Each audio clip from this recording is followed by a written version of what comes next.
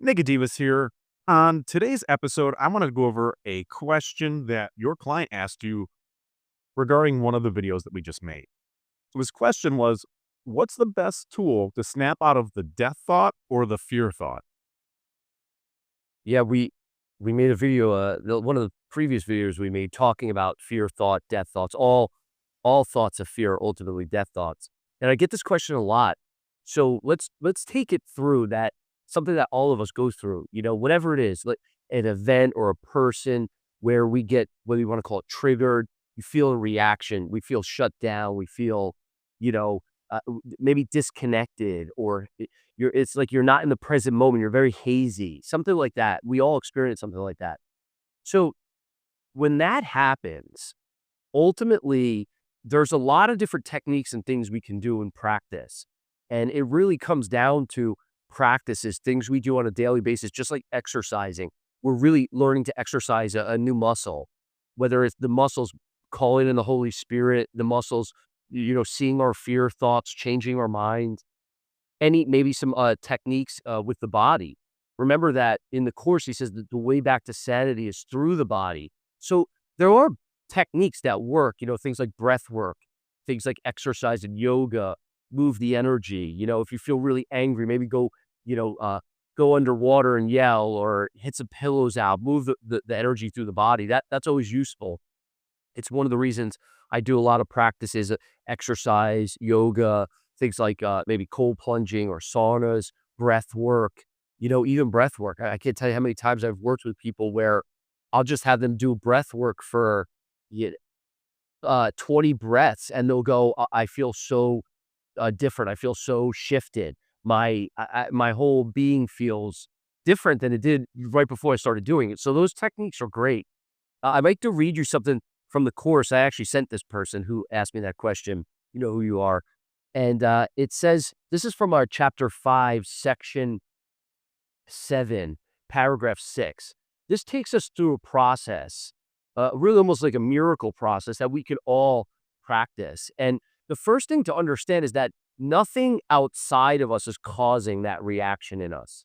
It's always coming from us, our beliefs and interpretations, our way of seeing the situation. And ultimately, if we're talking Course in Miracles, which teacher we're listening to, because our thoughts reflect the teacher we choose to listen to. If we choose to listen to the ego, our thoughts will reflect that. If we choose to listen to the Holy Spirit, our thoughts will reflect that.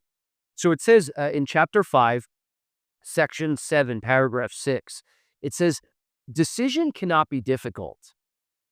This is obvious if you realize that you must already have decided not to be wholly joyous if that is how you feel. So think about this for you and I. If we experience anything other than joy, I must have decided to feel that way. Now, I know that that's hard for us because it always feels like it's happening to us. But what Jesus is saying in the Course, he says, this is obvious. If you realize that you must already have decided not to be wholly joyous if that is how you feel. Therefore, the first step in the undoing is to recognize that you actively decided wrongly. And he says wrongly, it doesn't mean like you're wrong or you're bad. Not like that. It's wrong-minded. And we know it's wrong-minded because of the experience or the result, because I'm not at peace. So he says, therefore, the first step in the undoing is to recognize that you actively decided wrongly, but can actively decide otherwise. So you could choose again, always. No matter how bad the situation seems for you, for me, for any of us, we could always choose again. I could actively decide to choose right-mindedness.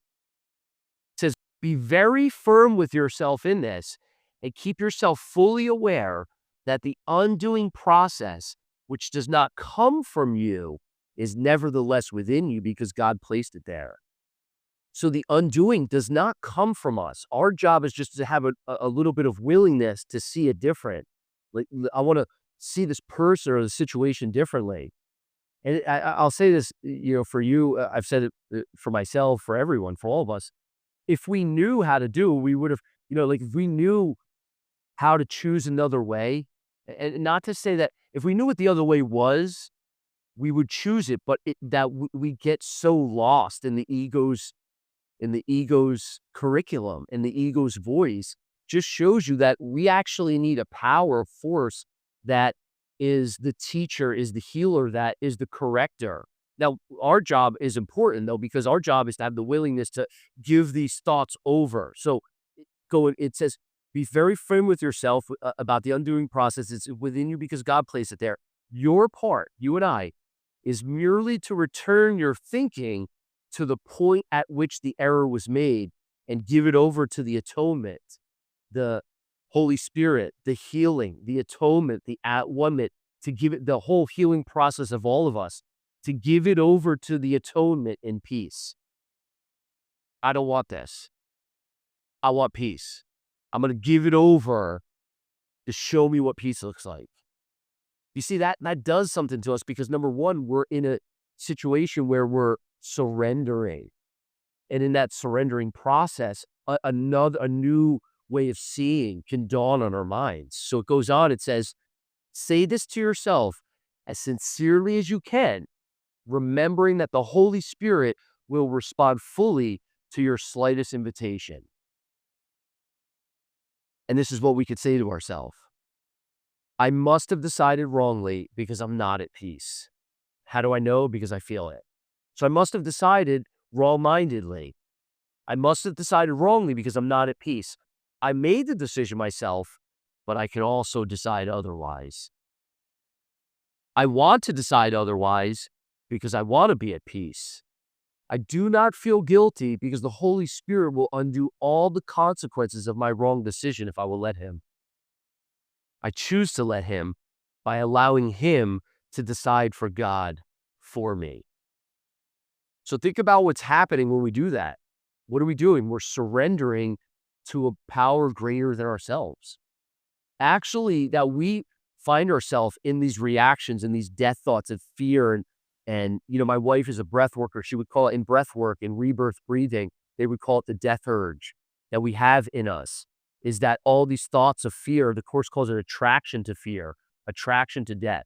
When I say death, it's not like death, you want to go jump off a bridge. Not like that. It's any thought of fear in our mind is a fear, is I think I said this on the previous video from the Yoga Sutras, is avinavesh, is the fear of death.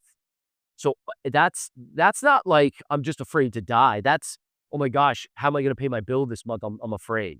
I'm afraid of confrontation, of talking to this person about it. That's any thought of fear for us. So what are we doing? We're giving over to the Holy Spirit and all these other things that, it's funny, my client mentioned that, like breath work and all these other things, they all have their own place.